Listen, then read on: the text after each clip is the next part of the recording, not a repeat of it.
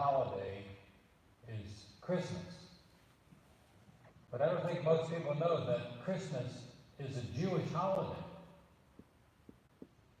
When most people think of Jewish holidays, they think of Passover, Hanukkah, but few people think of Christmas as a Jewish holiday. Yes, it's really the most important of all the Jewish holidays. Why, you may ask? Well, most Christians, as with other aspects of biblical faith, have separated Christmas from the birth of Christ, from the birth of the Messiah. Instead, they often focus on the trappings and treats of this holiday rather than the truth of the day. So a lot of the background of what's called Christmas has gotten lost over the past few hundred years, particularly. For Jewish people, Christmas is a day of confusion and consternation. Many Jews wrestle with the question, what do we do with Christmas? We recognize it's a beautiful time of the year, filled with magnificent music, gorgeous decorations, assortments of wonderful activities, and yet Jewish people are often faced with what's called the December dilemma. What is the December dilemma? Do we focus solely on Hanukkah during the month of December, since that's when it usually comes, and celebrate God's faithfulness to the Israelites between 165 and 160 BCE? Or do we consider Christmas? What do Jews do with Christmas? And why is there this December dilemma at all? Well, let me tell you. Some Jewish people celebrate both Hanukkah and Christmas, though not for religious purposes. In the 1800s, as part of the assimilating into German culture, many Jews had Christmas trees in their homes. Like their Christian neighbors, they enjoyed all the blessings and bounty of Christmas without any of the religious connotations and connections. It worked fine there, so they brought their practices with them when they arrived in the New World, United States. Even Theodor Herzl in Austria, the founder of Zionism in the late 1800s, the movement to get Jews to move back to the Holy Land, had a Christmas tree in his Vienna home. Gershom Scholem, a Jewish mystical teacher, wrote of how his parents told him that it was fine to celebrate Christmas as a German national festival. Christmas trees can be found in many of the Reformed synagogues there and many in the United States as well. One example was Sinai Congregation in Chicago, which displayed, are you sitting down, a huge Christmas tree in its foyer, around which people would gather and sing the first verse of a Hanukkah song. What do we make of this? It has been reported that Dr. Emil Hirsch of Chicago's Zion Temple encouraged his congregation to observe Christmas as a great holiday, and also Jesus is a great Jew. Rabbi Lewis Witt of Dayton, Ohio, wrote an article for Christian Century entitled "The Jew Celebrates Christmas More Than Ever." In this article, although he bemoans the fact that so many Jews do celebrate this holiday, he recognizes that because of a more liberal church teaching which accentuates universal humanity of the teachings of the Messiah, there was more common ground between Jews and Christians, based on the Judeo-Christian teachings of the Messiah. Which, this rabbi from Dayton, Ohio, stated that it's neither treason of the Jew or triumph of the Christian, but a partnership of Jew and Christian in making of a better world. For German Jews then, in the United States, Christmas became part of the culture and the lives of the people. My good friend John Fisher, Dr. John Fisher, is a Hungarian Jew. And he believes that he's a believer in Yeshua. He believes that Yeshua was born on 12/25, and he makes a good case for it in connection to Hanukkah, which is a topic I'll pick up next year. But like the German Jews in Europe, my friend John is comfortable with having a Christmas tree in his house. I was shocked when I found that out. But he's a German Jew. He's a Eastern European Jew. I mean, a Western European Jew. Austrian, Germany, Hungary. And the German Jews saw Christmas and Christmas trees with no problem at all. It was a national holiday, which it now is in America. They didn't see it as a Jewish holiday per se, which I maintain that it is for both Jews and Christians. They saw it as a national holiday for all people. But the Eastern European Jews had quite a different experience with Christmas. Many suffered persecution in Russia at the hands of the czars, while the Catholic Church merely looked the other way. To these Jews, connecting with Christmas was dangerous. Not only were they suspect in the eyes of the Russian government and the Catholic Church, but a Jew who had any positive Christian connection was considered to be an apostate and excommunicated from the Jewish people. The message was, stay away from Christmas. Moreover, Christmas time, like Easter time, were dangerous seasons for Jews. The clergy, the Christian clergy, used these holidays to incite their congregation by repeating the polemical lie that the Jews were and should be cursed forever because they, quote, killed Christ. Many Jews were killed as a consequence of Christmas sermons, even though they were supposed to be based on the life and teaching of the Prince of Peace. Christmas sure didn't seem like a holiday, a Jewish holiday to these Jews. So the Eastern European Jews, like my family, stayed far away from Christmas and Christianity, and of course, from the Messiah. So to deal with the December dilemma, the Eastern European Jews, like my family, elevated Hanukkah and discouraged any kind of Christian connection at all. All this has led to many discussions and debates about the Jewish participation or non-participation having anything to do with Christmas. Thus, the December dilemma. Yet in recent years, there have been many shared experiences among Jews relating to Christmas, the season, not the Savior. Few Jewish people don't enjoy the wonderful atmosphere that surrounds this holiday. The trappings of Christmas are as attractive to Jewish people as they are to most Christians. Some Jewish people, though, see this as a potential stepping stone toward assimilation, which is often seen as a positive thing in America, but it could lead to conversion, which is not seen as positive among many Jews. So what to do about this? Centuries of experience dealing with Christmas have led to many practices to address the December dilemma. Everything is closed on Tuesday, right? So what do Jews do to celebrate Christmas? We go to Chinese restaurants.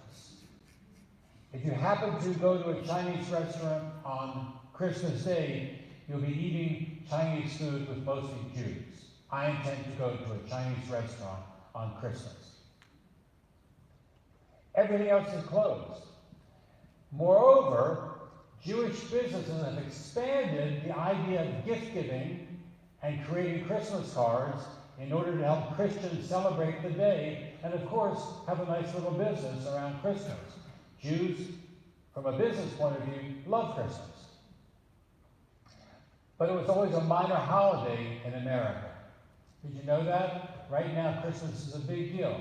However, going back a bit, it was a minor holiday. Let me read to you from an article I found, Christmas in 19th Century America. Before 1850, many U.S. citizens did not dream of Christmas at all. This article says how and why this all changed. The Christmas that Americans celebrate today seems like a timeless weaving together of custom and feeling beyond the reach of history. Yet the familiar mix of carols and cards and presents and trees, multiplicities of Santas and holiday neuroses that have come to define December 25th in the United States is little more than 100 years old. Americans did not even begin to conceive of Christmas as a national holiday until the middle of the last century. Like many other such inventions of tradition, the creation of an American Christmas was a response to social and personal needs that arose at a particular point in history. In this case, a time of seasonal conflict and civil war, as well as the unsettling processes of urbanization and industrialization. The holiday's new customs and meanings helped the nation to make sense of the confusions of the era and to secure, if only for a short while each year, a soothing feeling of unity. In other words, American history has been filled with conflict, yet there's been sort of an agreement, a gentleman's agreement, an unspoken agreement, that for this week called Christmas Week, we're all going to get along, even Republicans and Democrats. I've been hearing that on some of the news shows.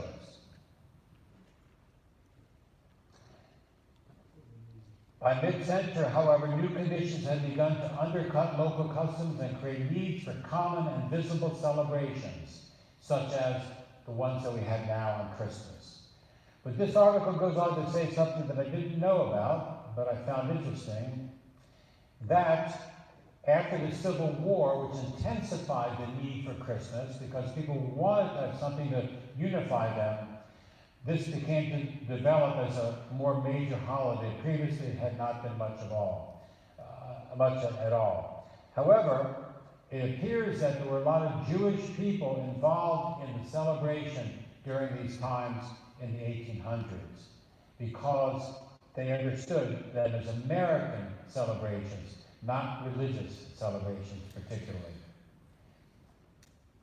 So what do we make of that? Christmas is the day when most of the world celebrates the birth of the Messiah of Israel, who became the Savior of the world. The prophet Isaiah wrote of a terrible time in Israel that would be transformed into a wonderful time when something great happened. We just read from Isaiah chapter 9, verse 6, and Matthew chapter 4, which is the fulfillment of that prophecy, saying that the darkness that was surrounding Israel back in those days would be made into light at some time when the Messiah comes. The people living in darkness have seen a great light.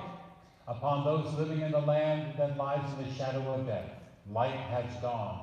And it concludes by saying, for a child is born to us, a son is given to us. Dominion will rest on his shoulders, and he will be given the name Pele Yoetz El Gabor Aviad Sar Shalom. Wonderful of Counselor, Mighty God, Father of Eternity, Prince of Peace. You know those words, right? Let me read something to you from the Jewish Study Bible, not the one that I published, that's the Messianic Jewish Study Bible, but the Complete Jewish Study Bible. This is from the Jewish Publication Society, Jewish Study Bible. And there's a commentary on this portion from Isaiah 9:6. You all heard that read now in the book of Isaiah and also in the Gospel of Matthew. Listen to the words from the Jewish Study Bible. The ideal Davidic king is what they call it. The ideal Davidic king, Isaiah describes liberation from some form of adversity, perhaps the Assyrian conquest of Israelite territory described in the previous section. The verbs in this are in the past tense. Some interpreters view them as called the prophetic past. Let me explain what that means. The prophetic past predicts future events using the past tense because they're as good as done. So it speaks of them as past tense, even though they're referring to future events. So this is the Jewish Publication Society version. Thus it is not clear whether the Davidic king whose birth and rule are described in Isaiah 9:6 has already been born, or if the verbs, because the verbs are in the regular past tense, or will be born in the future, thinking about it as what's called the prophetic past tense. If the former, it probably refers to Ahaz's son Hezekiah, as many modern commentators believe, though the other options are there. But most later readers, both Jewish and Christian, understood this passage to describe the ideal future ruler that is the Messiah. So in the Jewish Publication Society version of their commentary, called the Jewish Study Bible, they say that Isaiah 9, which we just read, Isaiah chapter 9, verses 1 through 6, speaks of the coming Messiah. However, they don't agree that this person is Yeshua. They describe it as these descriptions of what he would be like: wonderful counselor, mighty God, everlasting Father, Prince of Peace, are just a way of describing God at that time, not the individual. Yet in the Moody Study Bible, which I picked up also to check out, and they explain this whole thing, the Moody Study Bible says, no, these words were first given as specifically talking about this great, wonderful person who would be born to us. In other words, the Christian Study Bible sees the verses from Isaiah 9:6 as prophetic past, meaning although they sound like they're in the past tense, they're really talking about the future. And Matthew picks up on this and says, yes, Yeshua is the one that Isaiah was talking about. Do you follow me? So those of us who are Messianic people have come to the conclusion that Yeshua indeed was the one spoken of by Isaiah.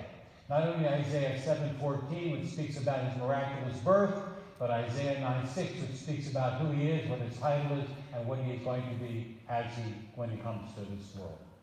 It's a very big deal. So the Messianic prophecy that was spoken by the Jewish prophet initially to the Jewish people about the Jewish Messiah to give them hope in horrible times spoke of Yeshua. Yet God's plan was always for the Jewish people to share the revelation about him with the nations, with the Gentiles. Even George Handel, who's not a Jew, in his magnificent oratorio, The Messiah, and I hope all of you have visited and listened to the Messiah in a live concert, particularly this time of year. It's well worth going if you can find one to go to. I've gone many times. I love the music because it's all prophecies from the Tanakh. But Handel recognized that the Messiah was important prophetically speaking. This verse that we just read was prophetic. This masterful composer included this particular prediction of the coming Messiah and many others in his musical message called The Messiah. So this has been performed in over half the major cities in this country every year and more around the world. Messiah, Handel's Messiah. So the Jewish people may have been the original recipients of the good news. Remember, Isaiah was Jewish. The 12 apostles that spread the message here to Maryland and around the world were also Jewish. It was about a Jewish issue, solving a Jewish problem in the days of Messiah's birth, when the Jews were surrounded and persecuted by the Greeks and the Romans, particularly. That's why I say clearly, Christmas, the birth of the Messiah, is a Jewish holiday. But there's even more musical relevance than just Handel's great work. Tell me what you think these songs have in common. Do you hear what I hear? Silver bells, the Christmas song, Rudolph the Red-Nosed Reindeer, Winter Wonderland. It's the most wonderful time of the year. Let it snow, let it snow, let it snow, and White Christmas. You ever heard those songs? I'm sure you're listening to radio, they're all over the place. What do they have in common? They're all written by Jews. Immigrant Jews who had escaped the persecution of Europe and Russia and come to the United States for better lives. But they were unable to get jobs. It was very difficult for Jewish people to get jobs as immigrants. So they did what they needed to do to survive. They wrote Christmas music and designed Christmas cards. They can make a living this way. Before, a Jewish songwriter named Isidore Berlin, who you may know as Irving Berlin, wrote White Christmas, which broke all sales records in 1942. There wasn't much interest in writing Christmas songs. Irving Berlin was an immigrant Jew and wrote White Christmas, one of the most popular Christmas songs of ever. So since much of the music that's part of Christmas was written by Jews, even though not too much theological, most of the Christmas songs written by Jews avoid the theology, but they write about the season and the mood, which is great. They don't want to write about the theology because they don't yet believe what we believe, that Messiah really is the one who has come. With these connections, though, it makes sense to me that we could say that Christmas is a Jewish holiday. We like some of the songs, too, that we sing. Now, I grew up in Maryland here, and I participated in the chorus, and I had to sing all the beautiful Christmas songs in the programs. I often was very sad during that time. I loved the music. I loved the spirit. I even loved who we were singing about, but I wasn't allowed to even say his name. Yeshua, or Jesus, was off limits to me as a Jew.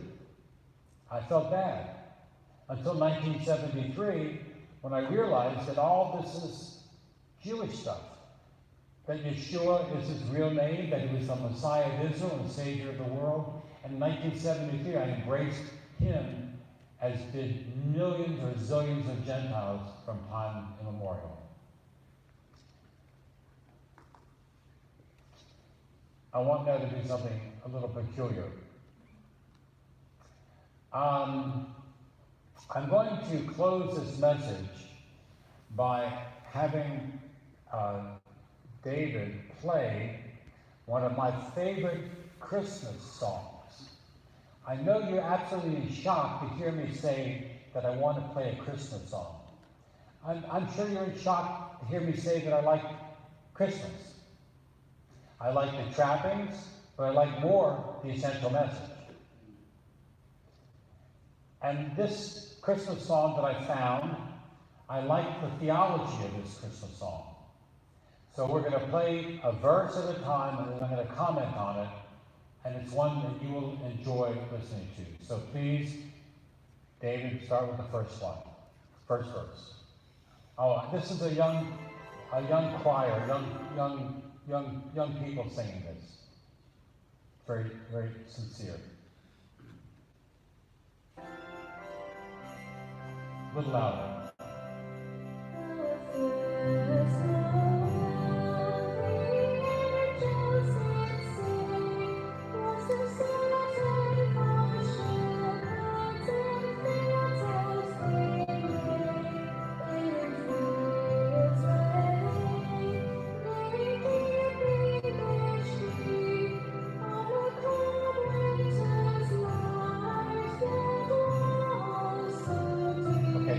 Stop. A couple of comments before we sing the chorus.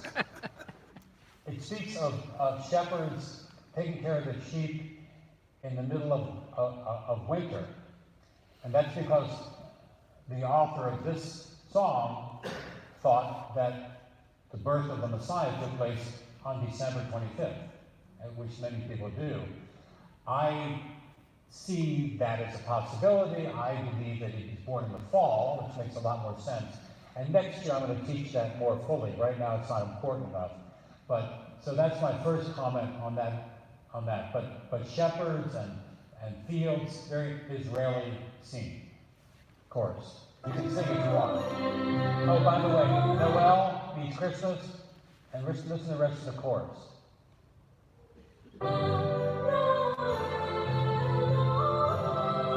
Listen.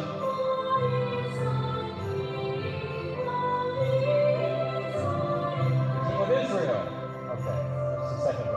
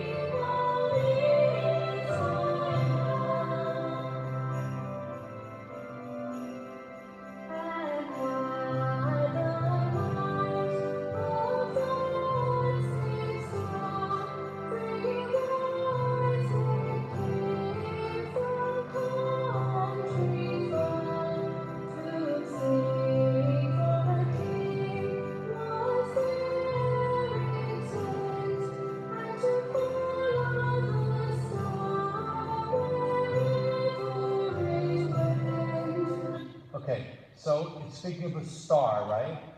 And the star, according to the Bible, was seen in the east. The east is the Orient, Eastern world, a lot of mysticism. Why would these so-called wise men, or three kings of Orient, why would these magi, is what the Greek says, the magi, why would they be looking for a star? Why would they be in the east looking for a star in the west?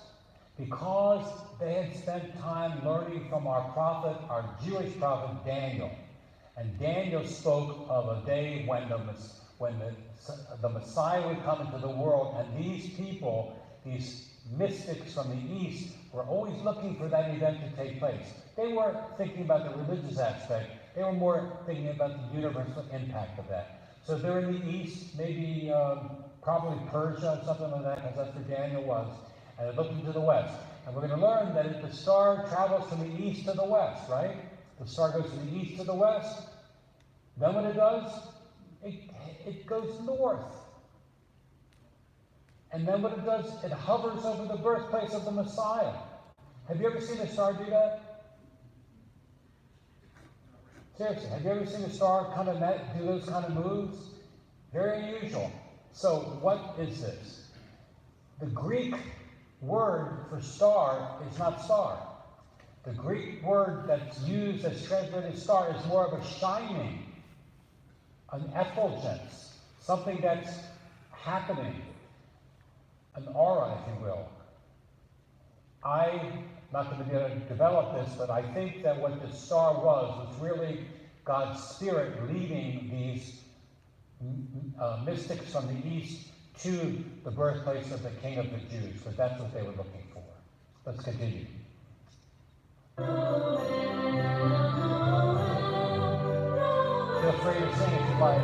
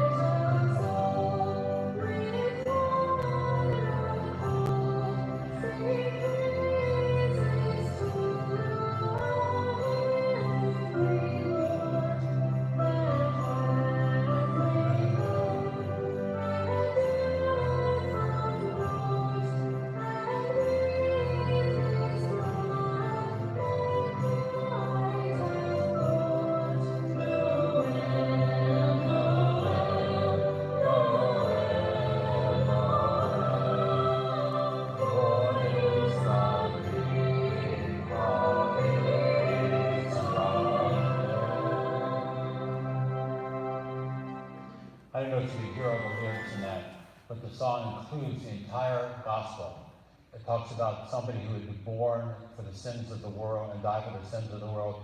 So in that one beautiful song that speaks of the King of Israel, the whole story of the gospel, which is definitely a Jewish message for the rest of the world, shows up. So that's why I say Christmas is a Jewish holiday. Now we have to close our service and have some food and celebrate. And I hope everybody here has a wonderful